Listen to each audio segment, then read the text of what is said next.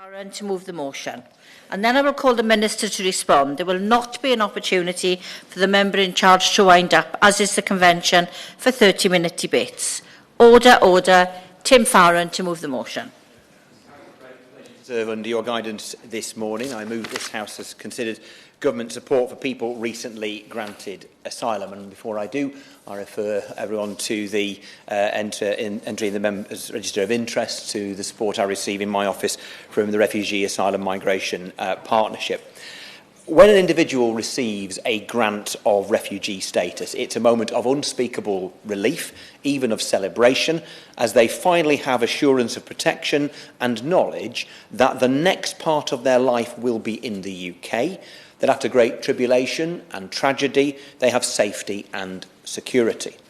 Refugees go through monumental struggles to reach that point, but it is only one part of their journey to rebuilding their life here in the United Kingdom. It is very clear, particularly from what we have seen over the past year, that improvements have to be made to enable refugees to build fulfilling lives here and be able to use and develop the skills that they bring. To be genuinely welcoming to genuine refugees makes sense economically, and for the health of our communities, it fulfills our international obligations, as well, of course, as being a clear moral obligation. To welcome refugees is not to give them preferential treatment over others, but to ensure that they do not have to overcome unnecessary barriers as they seek to get on with their lives, indeed to start a new life and to contribute to our society. I'd be very happy to give way. Can I commend the honourable gentleman for bringing this forward? It's a very important subject. I'm pleased to see the Minister in this place as well. I know the Minister will do his utmost, as he always does, to respond. Does the honourable gentleman not agree that those who are not arriving here in boats illegally, but those who have gone through a very selective process and who have been granted asylum that he's referring to should be given aid and support to begin the new life? And the first step in that must be helping them to integrate into the British communities and into our way of life here as well. Thank you. Yes, I'll refer to this later, but given that we know that the very large majority of those who present themselves and seek asylum in this country, however they arrive, whether it's through irregular or regular means, do turn out to be genuine refugees, we seem to be failing them and ourselves as a society if we don't commit to helping them to integrate even before the point that they receive official status. Over the past year, we've seen an increase in the number of decisions on asylum applications because of the Prime Minister's focus on trying to clear the backlog of legacy cases. And I welcome this because people should not be waiting for years for a decision on their asylum case. Accurate and timely decision-making should be a hallmark of an effective asylum system. Indeed, it would be the best deterrent against those who are not genuine refugees seeking asylum here. Yet, of course, the backlog is still huge, Mrs Harris. In excess of 100,000 people are waiting in limbo. This is unfair on those people. It's hugely expensive for the taxpayer. We should be clear that the increase in newly recognised refugees this year is not because of an increase in people arriving by small boats or via any other means, but because the government is playing catch-up, having inexcusably allowed this backlog of human misery to build up in the first place. With more people being granted refugee status, there has been significantly more pressure on the part of the system dealing with those who move on from asylum support to refugee status, often referred to as the move-on period. Happy to give way. I thank the honourable member for giving way and holding this very important debate. Since April 23, there has been 575% increase on the number of people who are presented to Manchester City Council as homeless due to the eviction from the HoC accommodation. Many of these are not just coming from Greater Manchester, but from as far as Belfast. So does my honourable friend agree that we need to have more funding and support from the Home Office for all local authorities who are supporting people who have been recently granted asylum? Well, yeah, my friend makes very good points there. Local authorities end up picking up the tab, and I'll refer to this later on. But as the Home Office seeks to reduce its expenditure, we end up just passing the buck to another part of the public sector. It's the same taxpayers paying the bill, and yet we have misery for the people at the wrong end of that. We've seen that that period from the point at which you are given your status, a happy moment, to the point when you lose asylum support, and that is referred, by all of us who are interested in this and those who work in the sector as the move on period. But this has exposed policy failings which have existed for years. The problems that those working in communities with refugees are seeing is practice not mirroring policy, as well as policy simply not working. Now, currently there is a 28-day move-on period from when a person receives their grant of refugee status until their asylum support ceases. And while their asylum support is a miserly £7 a day, which is meant to cover food, clothing, communications and travel, £7 a day, it is still better than the absolutely nothing at all that they will face at the end of the move-on period. This move-on period is supposed to enable transition to either work or, if needed for a while, to mainstream benefits. It, however, takes 35 days to receive the first universal credit payment. So even at first glance, it is obvious that a gap in support here is created. The reality in communities across the UK is that local authorities and charities do what they can to support refugees who have fallen through this predictable gap, a gap where they have zero income and no accommodation. It is hardly surprised then that many end up sleeping on the streets, homeless and destitute. This was exacerbated over the second half of last year as the Home Office started to calculate the 28 days from the date of the asylum decision letter rather than the date of issuing the biometric residence permit, which is usually received at a later date and, critically, is needed to apply for universal credit. This reduced the already inadequate 28-day move-on period to fewer than 20 days in practice. It is quite astounding that the Home Office took this decision at the time they did. Given the government's attempts to clear the backlog, we face a situation where there were many more refugees than normal who were in the move-on period window, and so quite predictably, this created far more hardship for far more people. And it appears there was very minimal consultation with local authorities and charities who were inevitably going to have to pick up the pieces. And the reality on the ground has been and continues to be terrible. We've heard some terrifying statistics from Manchester, while data from the Centre for Homeless Impact indicated that the amount of street homelessness from those leaving asylum housing increased by 223% in June to September last year when the backlog clearance programme began. During this period in Leicester, British Red Cross staff and volunteers were giving out between 3 and 5 sleeping bags every day to people who were about to become homeless. Statutory homelessness statistics published by the Department of Levelling Up Housing and Communities showed an increase of 203.8% in the number of households owed odour relief duty after being required to leave asylum accommodation between July and September last year when compared to the same quarter the year before, again corresponding with the backlog clearance programme. Again, data from the British Red Cross Refugee Support Services across the UK show that between the beginning of August last year and the 15th of March this year, just a couple of weeks ago, there has been a 202% increase in the number of clients with refugee status experiencing destitution when compared to the same period a year earlier.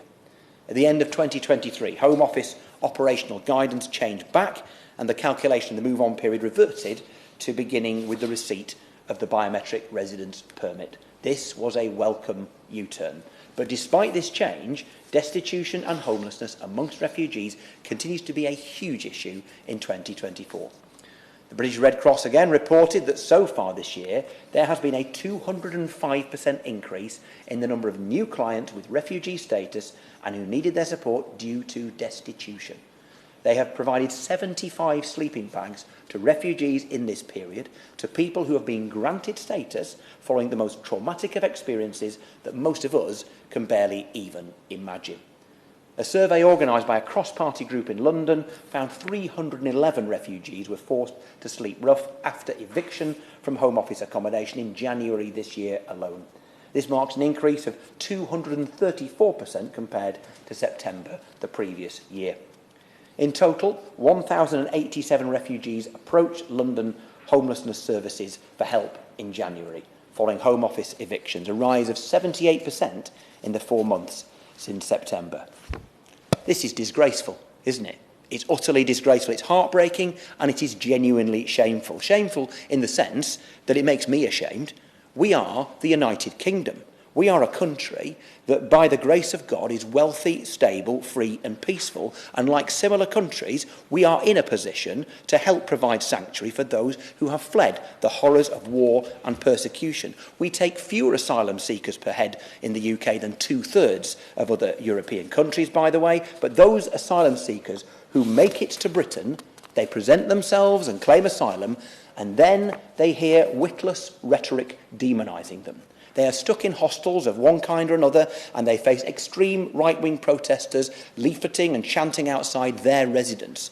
They wait months and months for a decision, and then most of them turn out to be genuine refugees, despite the garbage written and spoken by people who should know better. And finally, they are able to move on from the trauma of their past to begin a new life, to put down roots, to contribute to our economy and our society. Only instead we choose, through malice or incompetence, to visit upon them more hardship. What a wicked thing it is to do, to grant refugee status to a traumatised person one day and then dump them on the streets with a sleeping bag the next. I am ashamed of that. I really hope the Minister is ashamed of that. This is an appalling breakdown in policy. It cannot be right that street homelessness is a necessary part of the transition for newly recognised refugees. Yes, there will be more people in the move-on period at this time because of the ambition to clear the legacy backlog, but that does not make it right. Outrageously, it suggests that an acceptance of street homelessness is built into this policy.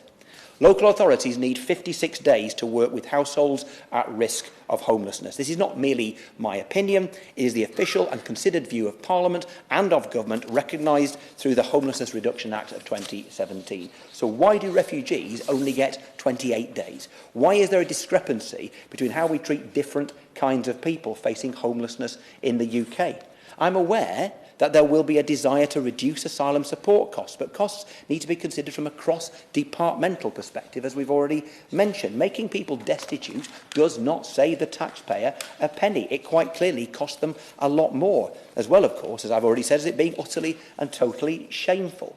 Local authorities and emergency services will end up picking up the tab, and it obviously causes distress and hardship for those refugees affected. These are not the conditions conducive to looking for work or education and training, or to rebuild their lives in the UK to become part and contribute towards our society here. So will the Minister commit to reviewing whether the refugee move-on period should be extended to 56 days to ensure compatibility with the Homelessness Reduction Act, to allow people time to apply and receive the first universal credit payment, and to give local authorities a reasonable shot at trying to accommodate those in priority need? It's particularly important for refugees who have fewer connections and who therefore have less ability to lean on any family and friends. Can the Minister also confirm that the calculation of the 28 days from the issuing of the biometric residence permit will remain rather from the date of the asylum decision letter? Given the challenges experienced this year with refugee homelessness, will there be a review of the local impacts of the asylum backlog clearance, including the impact on the Department for Levelling Up Housing and Communities' priorities around homelessness? When will the lessons learned from the Home Office liaison officers pilot in 3 council areas be rolled out more widely?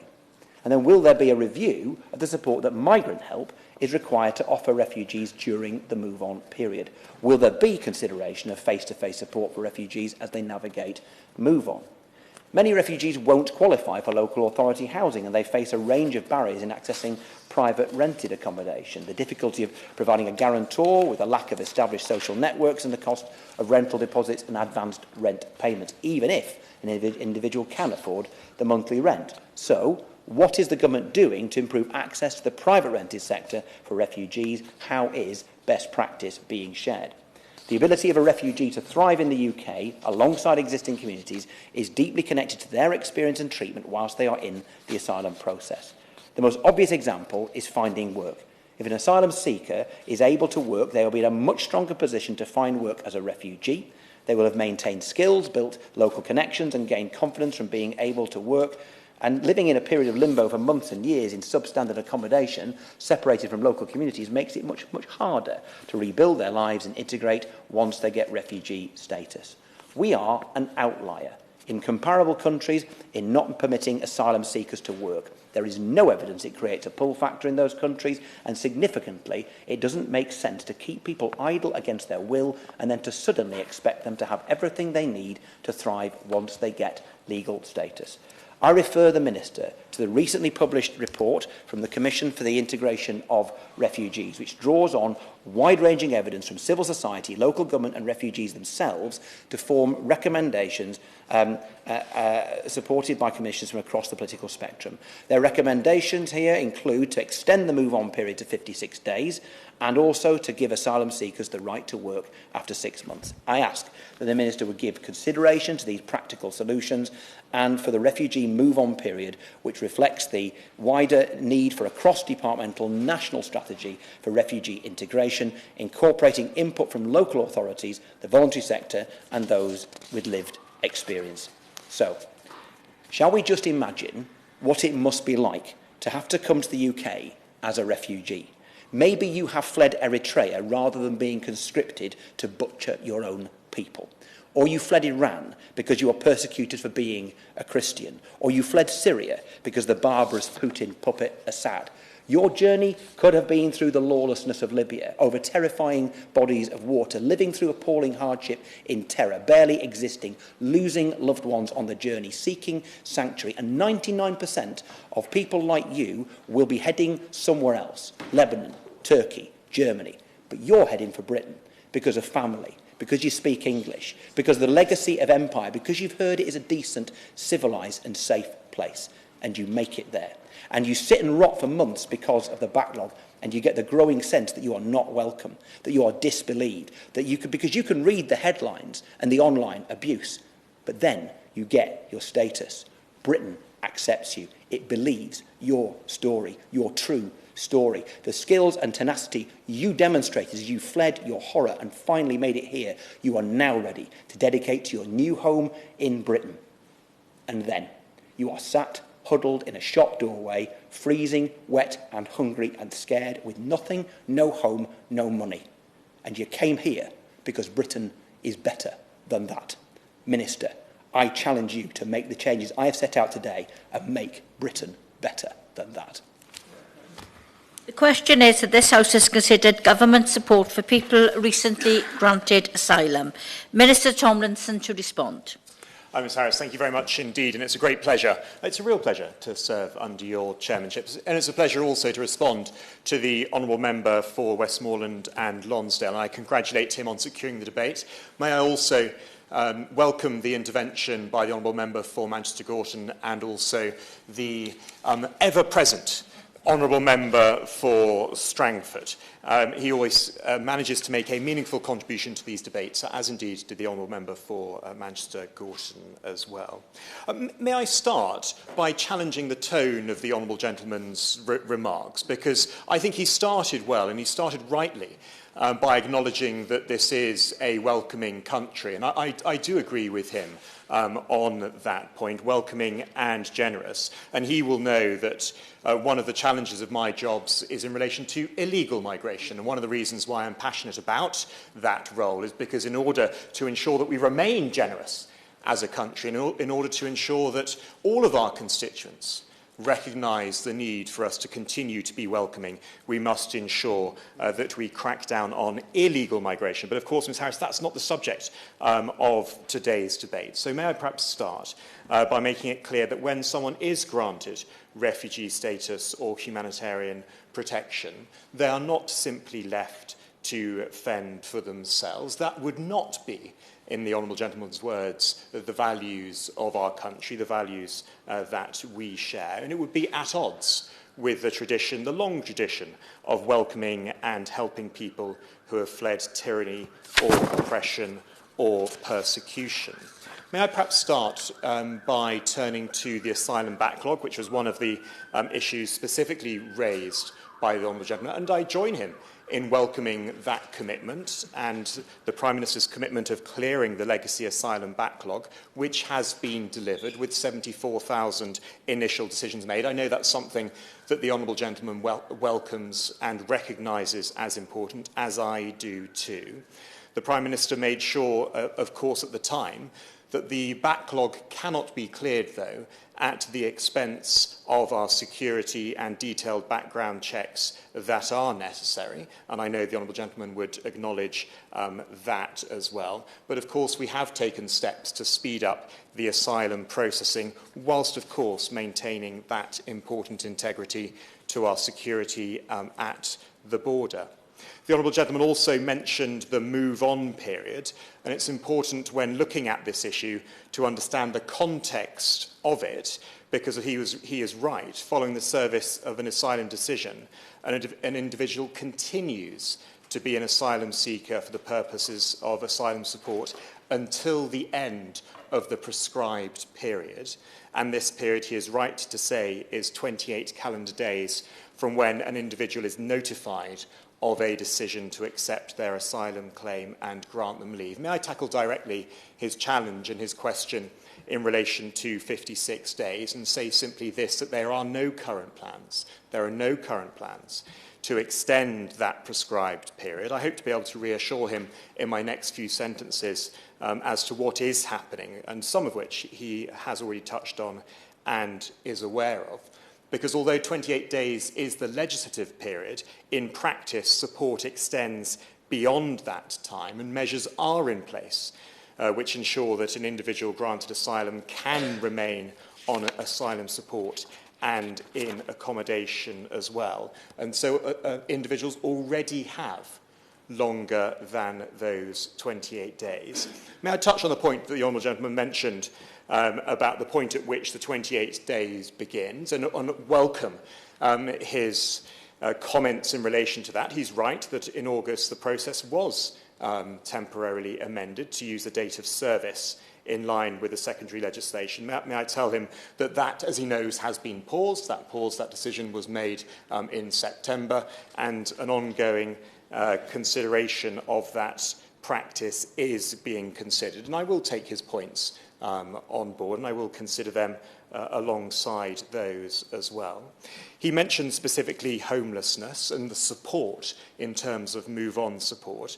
And of course we are aware, and the Home Office is aware, of the potential challenges that newly recognised refugees can face. And one of them he is right to highlight, and the Honourable Member for Manchester Gorton also highlighted this as well, in terms of homelessness. And there is support. Move-on support is granted, for example, through Migrant Help and their partner organisations, and this includes providing advice on accessing the labour market, and I'll come back to his point about accessing the labour market more widely, and applying for universal credit as well as signposting to local authorities for assistance with housing. And specifically on that, it is recognised that the number of individuals moving on from asylum support is placing pressure on local authorities. I think that was implicit in the Honourable Gentleman's speech, and he noted that the clearance of the backlog may have some part to do with that. But it is right that the Home Office and the Department for Levelling Up Housing in the Communities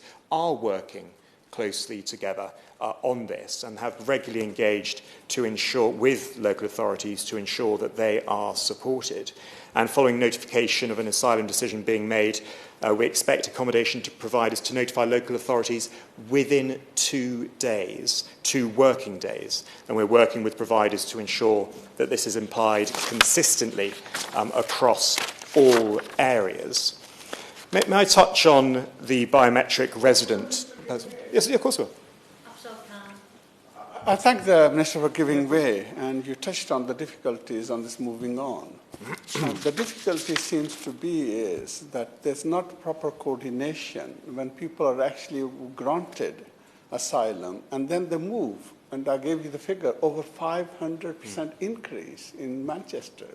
And considering the difficulties that you already have in the housing shortages, so if there is a better coordination, and maybe even asking those who have been granted asylum where they would like to move to, and that may help the local authorities. Minister Tomlinson. Well, may I thank the Honourable Gentleman for his constructive point, and he is right, coordination, whether in this or in fact in any area of government business, is important. And that's why the point that I made about the Home Office working closely with the Department for Levelling Up and the communities is so important. And also the most recent point that I've made, that to notify local authorities within 2 working days, that is part of the better working relationship that is needed, and that is actually happening on the ground. But I do take his point on board. He is right. There does need to be good working relationships between departments, as he rightly outlines. May I mention very briefly, Ms Harris, the biometric resident permits, because they are important in order to obtain onward support. They allow newly recognised refugees to integrate and establish themselves as well. It is right, Ms Harris, to say that there have been concerns about this, but there is a dedicated support function that is in place, and that will help to address any issues at speed and to ensure that the BRP process, that there are improvements right across the system as well. And perhaps that's also to the point that the Honourable Gentleman, the Member for Manchester Gorton, was mentioning as well.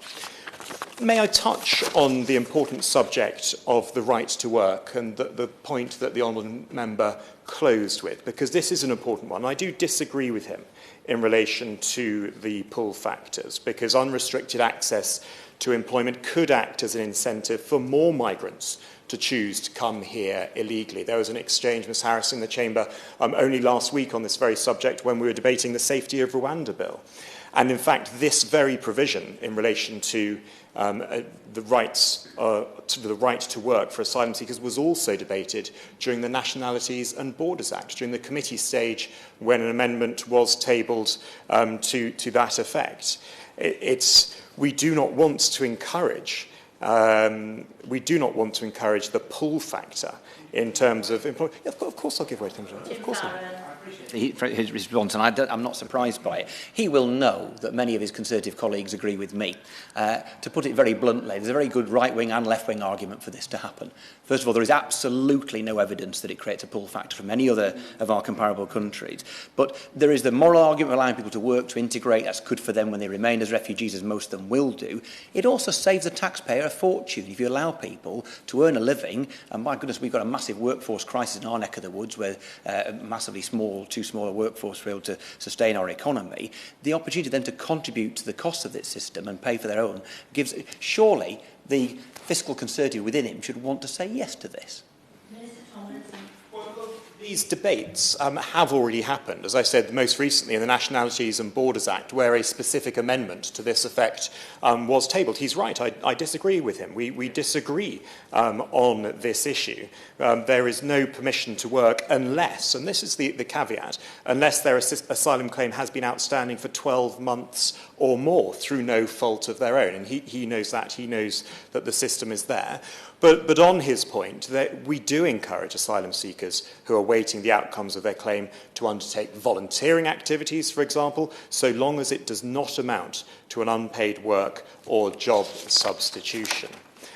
Can I perhaps conclude, Ms Harris, by thanking the Honourable Gentleman for bringing this debate. He's right, it is an important issue. Many of these subjects we have debated either directly, as I say, in relation to the Nationalities and Borders Act, or tangentially in relation to more recently, the Safety of Rwanda Bill. But they are important nonetheless, and this short debate has given us the opportunity to exchange ideas and differing views on this. But perhaps ultimately we can all agree on this, that this should be the aim, that people who have, Ms Harris, who have been granted sanctuary in the United Kingdom in our country, that they should be led on a path to a happy and rewarding life here, because of course that is in their interests and it is in all of our interests as well. The question is that this House has considered government support for people recently granted asylum. As many as of that opinion say aye, of the contrary no. I think the ayes have it. Order. The sitting is suspended until 2:30.